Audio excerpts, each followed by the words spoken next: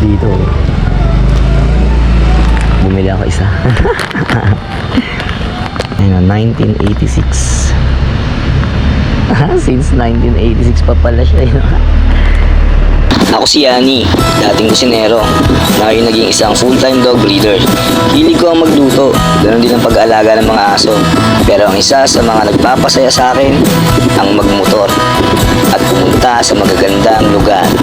Kaya tara, samahan niyo ako.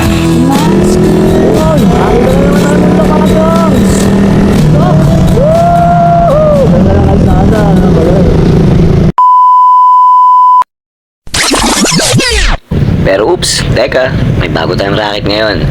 Dahil isa na tayong ganap na MC Taxi Rider. Kaya tara, samahan nyo ako sa biyahe ko. So, susunduin natin yung pang-apat na bukyaw natin. Bukyaw! Good morning mga kabukyaw. Ganda ng panahon, no? So, sabi nila may papasok na bagyo. Sabi ko naman wala akong pake. So yun, kamusta kayo mga kabukyaw? Sana okay lang kayo palagi, no? So, bali ngayon, mayroon na tayong first bukyaw. Ikapin na natin. Sagat ka, sir. Ito pa. Saan ko? Mahalig na may itlog na may mayo. Madaling siya lumabas kanina. Galing pa kumain sa labas. Literal, kumain sa labas.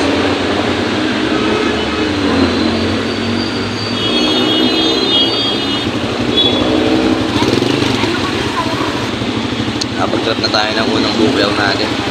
Kaso wala pong pumapasok. Dapat na ito sunod-sunod. Tignan natin kung anong makuha natin yung set. Putik. Ba't ganun ang tumal? Ang tumal ngayon, Anong meron?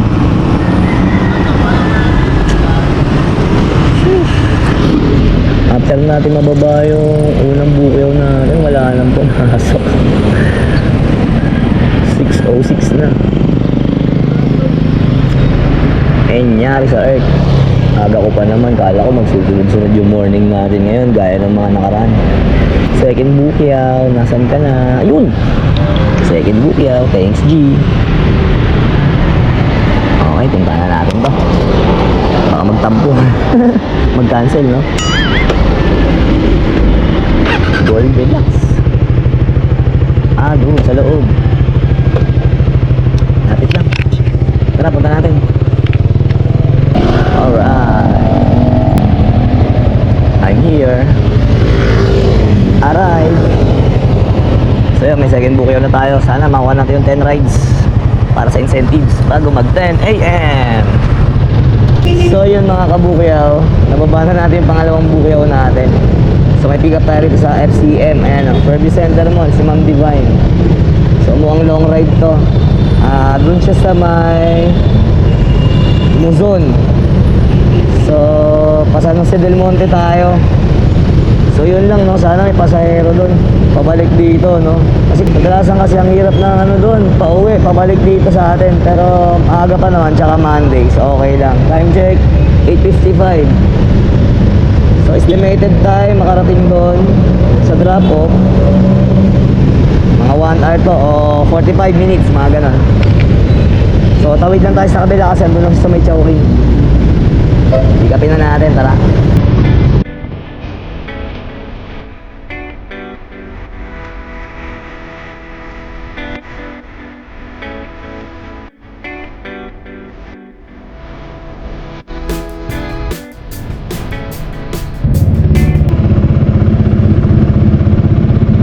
So, padpad tayo dito sa Muson. May pumasok na booking. Bike, ayun, dito na tayo.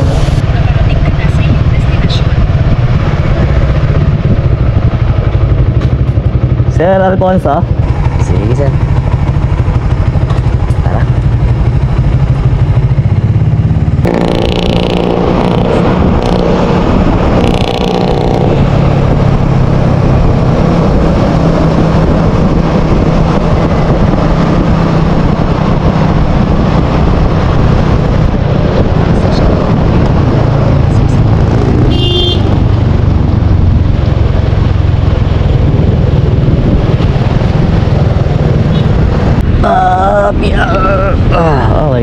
Waiting tayo rito.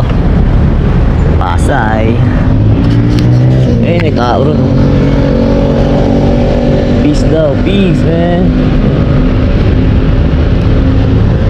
Peace ka rin. Sheesh. Unat-unat muna tayo.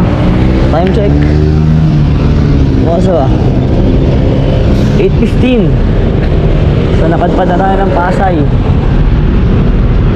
Chill na chill lang ang biyahe. Araw ng weekends. So, masarap bumiyahe pagka ganito, walang traffic. Hindi ganun traffic. Ayun, huwag na kalsada. Yun nga lang, hindi ganun kadami yung bukayaw natin ngayon. Baga, hindi siya gaya ng mga weekdays, tuloy-tuloy. Hanggang alas 10, tuloy-tuloy yung biyahe.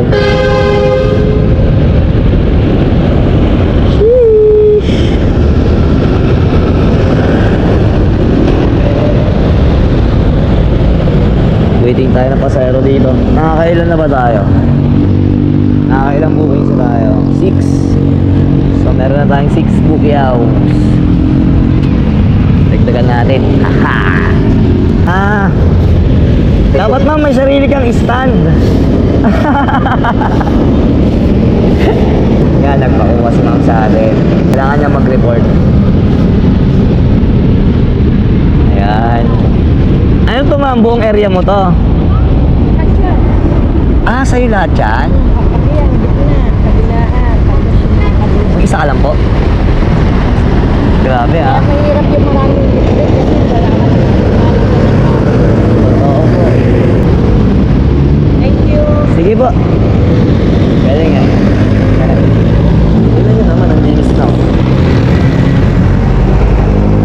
Hanggang doon. Saka doon daw sa gitna. Kay ma'am. Malapit na niya matapos to dito. Konti na lang. Galing, galing, galing. Pero nakakalungkot lang, no? Na parang sa edad ni ma'am dapat hindi na ganyan yung trabaho niya. Dapat nagpapahinga na sa bahay na. Kasi feeling ko lola na rin siya eh. Wala eh. Hirap talagang buhay dito sa Pinas. Wawa mga tao dito. Imagine yung mga pinagnanakaw nila na yon kung dinivide yun sa buong mamamayan ng ng Pilipino. Di sana kahit papaano nakaranas man lang ng pag-ahon sa buhay yung mga gaya nating nahihirap, no? Hindi lang yun. Yung talaga namumulubi, namamalimos talaga sa lansangan, yung mga walang bahay. Mga nakatira lang sa gilid-gilid ng kalsada, di ba? Basta, gulo. Gulo sa earth. Pero napanghinayang talaga yung mga ninakaw na yun kung hindi may babalik sa atin yun. Kasi malaking pondo na rin yun. O marami na rin may papagawang yun.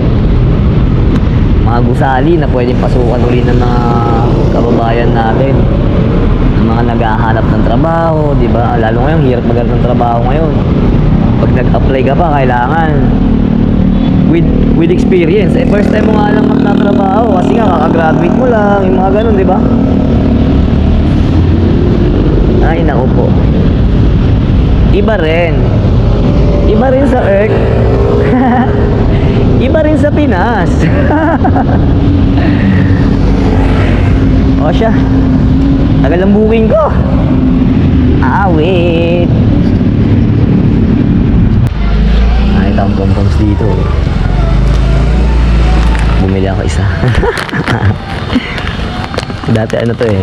Nakakabili ako nito dati sa pagkakatanda ko 50 centimos. Tapos naging piso. Tapos ngayon alam niyo kung magkano na siya. 10 pesos to. Ayun, 1986. Since 1986 pa pala siya yun. Kaya pala nagkaulit ako nung 90s. Pom-poms na siya. Medyo klase niya yung niya. Lagayan. Ang ganda ng lagayan. Kainin ko ito mamaya. Okay. Alas 10 na mga kabukyaw. So naka 9 rides lang tayo. Sayang di tayo umabot sa 10 rides. Pero di ba, nakuha naman natin yung 7 rides. At least meron tayong 50 pesos. Sis na mga kabukyaw. Kano palang kinikita natin? Awit!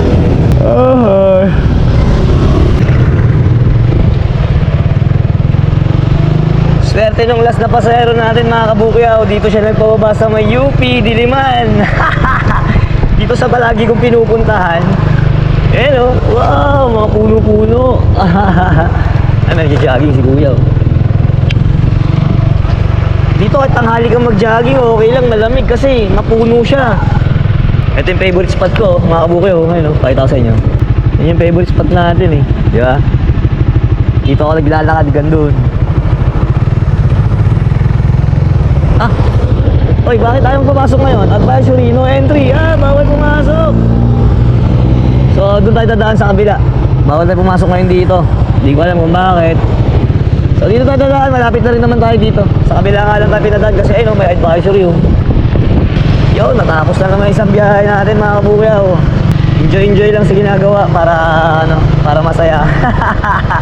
So, time check 12:15. Bumiyay tayo kanina, alas 5 na madaling araw.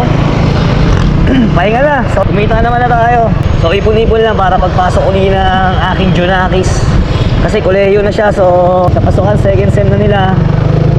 First year, second sem. So, alright lang. So, mga kabukyaw, hanggang dito na lang. Maraming salamat sa mga tapos. Ingat kayo palagi. Palagi kayong mag-iingat. Always fit and healthy. Babush.